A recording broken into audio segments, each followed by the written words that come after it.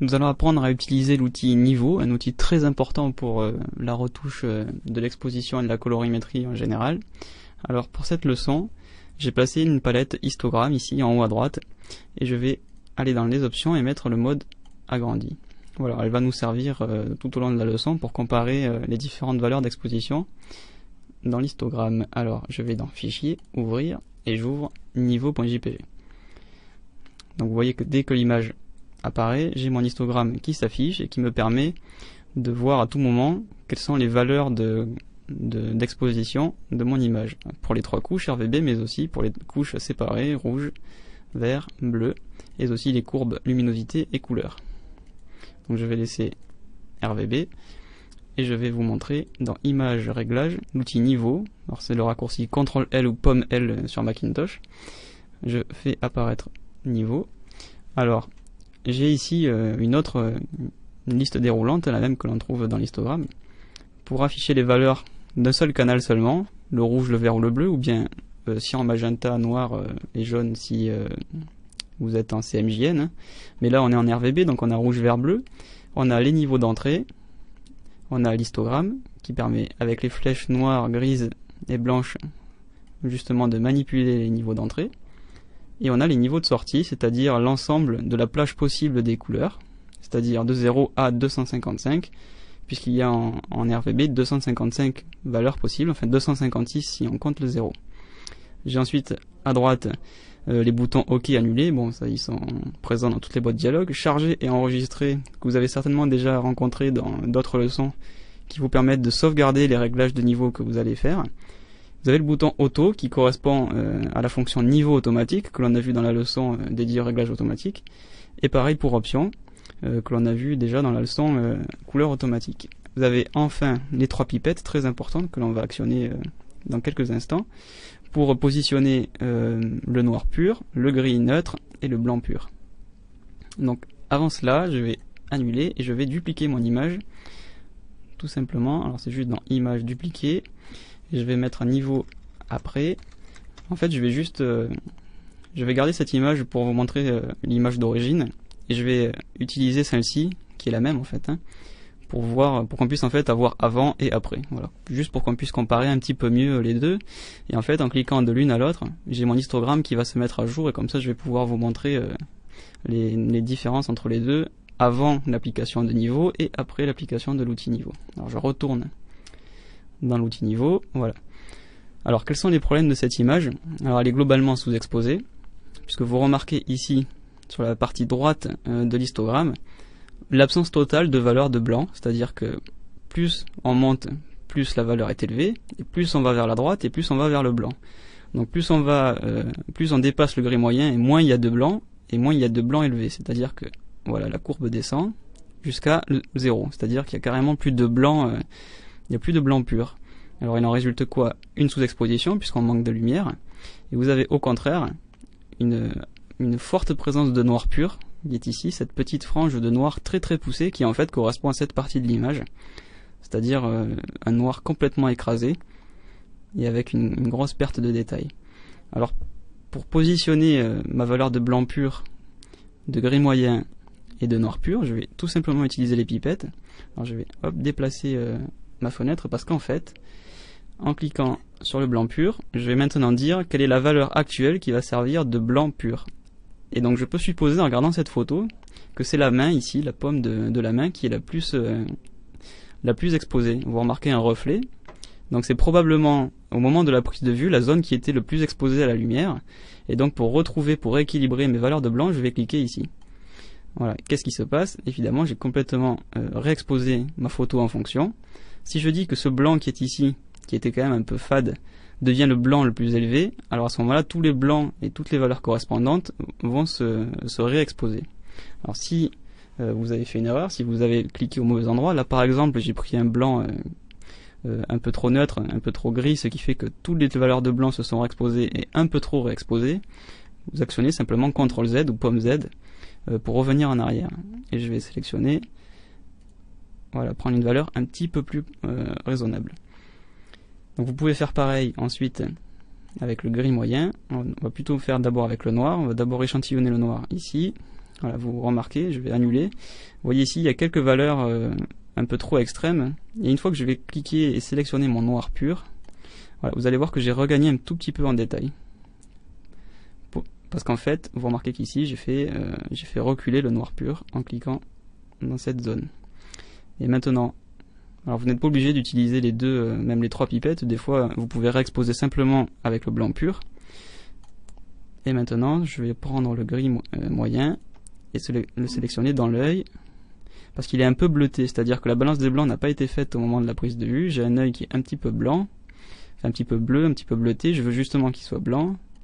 Voilà, et vous remarquez, je clique dans cette zone et la couleur de la peau redevient un petit peu plus réaliste. Donc je valide par OK et je compare. Voilà, j'ai les deux images avant-après. Une image très légèrement bleutée, quand même plutôt sous-exposée, et j'ai ici la version corrigée. Donc vous remarquez les différences d'histogramme. J'ai ici des valeurs de noir très poussées, des valeurs de gris moyen légèrement en retrait, puisqu'elles devraient plutôt se situer à ce niveau là, c'est-à-dire au milieu de l'histogramme, et des valeurs de blanc complètement inexistantes.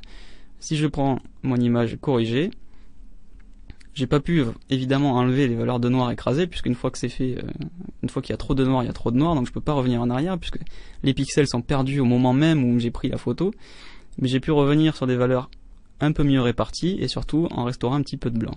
Alors si maintenant je veux revenir à une belle pyramide, comme le font sur la plupart des photos bien exposées, c'est que le problème c'est que j'ai perdu des détails, je pourrais pas non plus refaire la photo en post-production. Mais enfin là j'ai quand même limité les dégâts, et surtout si vous comparez à ce qu'on a fait en mode avec la leçon sur luminosité contraste, vous avez bien vu qu'avec l'outil niveau on allait beaucoup plus dans les détails. On pouvait déjà travailler simplement sur certaines couches, et on pouvait surtout visualiser à l'aide de l'histogramme quelles étaient les valeurs qui nécessitaient d'être corrigées. Alors si dans certains cas vous voulez restreindre la plage d'exposition, si vous voulez par exemple annuler certains noirs les plus poussés, vous pouvez restreindre ici en utilisant cette glissière, et vous voyez que ces noirs là, qui sont complètement écrasés, qui sont noirs, vraiment noirs purs, vraiment le noir le plus poussé qu'on puisse avoir, ben si je pousse cette valeur vers le gris, je ne vais plus avoir du noir mais du gris. Alors je vais aller un petit peu trop loin pour vous montrer comment ça marche, mais voilà à quoi ça correspond. Si je veux limiter cet effet d'écrasement du noir, je vais tout simplement la pousser un tout petit peu, et de la sorte je vais un tout petit peu teinter mon noir pour le rendre moins noir, tout simplement. Donc encore une fois, vous pouvez désactiver ou pas l'aperçu pour comparer. Vous voyez qu'ici, en décalant mon niveau de sortie, je gagne un tout petit peu de détails. C'est-à-dire que j'écrase un peu moins, mais par exemple ici sur les sourcils, c'est difficile à voir, mais une fois qu'on en repère bien, on voit que les ombres sont moins prononcées, et on gagne un tout petit peu en détail. Donc la plupart du temps, vérifiez bien d'abord la forme de votre histogramme, vérifiez bien que les noirs sont bien présents, les blancs aussi, et agissez en conséquence, c'est-à-dire utilisez les pipettes en premier de blanc pur pour sélectionner quelle sera la valeur d'exposition la plus élevée. Donc moi par exemple on a vu que sur la main c'était probablement la zone la plus exposée à la prise de vue, et donc tout s'est rééquilibré en conséquence, donc c'était bien. Je fais pareil pour le noir et éventuellement pour le gris moyen si la balance des blancs a été perdue. Et après, si vous estimez qu'il y a trop de noir un peu écrasé, eh bien vous agissez sur les niveaux de sortie. Ça peut aussi faire sur le blanc, si vous avez des valeurs un peu trop, si vous estimez que le blanc est un peu trop surexposé ici, voilà, je peux descendre. Voilà, on va mettre à 245. Voilà. Alors si vous avez des photos qui correspondent à une série de photos qui ont les mêmes défauts, eh bien vous cliquez sur enregistrer et vous sauvegardez un fichier séparé que vous pourrez charger en cliquant sur charger sur toutes les autres photos, tout simplement, pour ne pas avoir à tâtonner à chaque fois, à repositionner les pipettes, à recliquer partout, enfin. Mais la plupart du temps, vous aurez quand même besoin de le faire, comme on dit, à la main, à la mano. C'est quand même plus sûr pour faire vos retouches. Si maintenant vous aviez une couche particulière, par exemple une image à une grosse dominante rouge et que ces rouges sont surexposés, dans ce cas-là, n'hésitez pas à travailler directement sur le canal rouge, plutôt que de travailler sur le canal RVB, puisqu'en travaillant sur le canal RVB, vous modifiez au passage l'ensemble de votre répartition des couleurs. Alors c'est effectivement un dosage assez précis, on marche un petit peu sur des œufs quand on travaille avec les niveaux. mais quand même le résultat en vaut la peine, puisqu'on a beaucoup plus de finesse qu'avec les outils luminosité contraste par exemple, ou même parfois les outils automatiques de Photoshop. C'est quand même plus sûr pour ne pas écraser ces photos.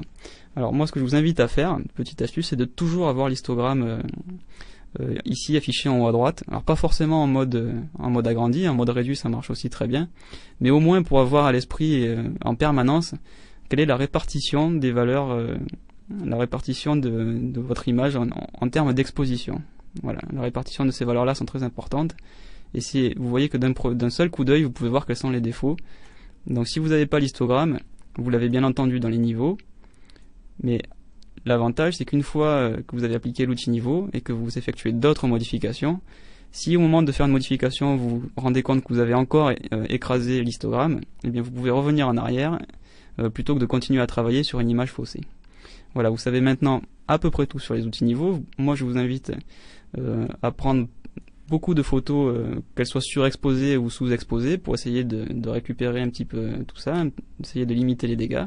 N'oubliez pas qu'on ne remplace jamais une prise de vue, c'est-à-dire que si une photo est mal prise, vous ne pourrez pas faire des miracles, hein. Vous pourrez retoucher, mais vous ne pourrez pas refaire la photo en post-production. Et surtout, n'oubliez pas que vous pouvez annuler à tout moment, et donc n'oubliez pas surtout qu'on peut faire plein de réglages différents. L'important étant d'essayer et d'arriver à ses fins, peu importe le temps qu'on y passe.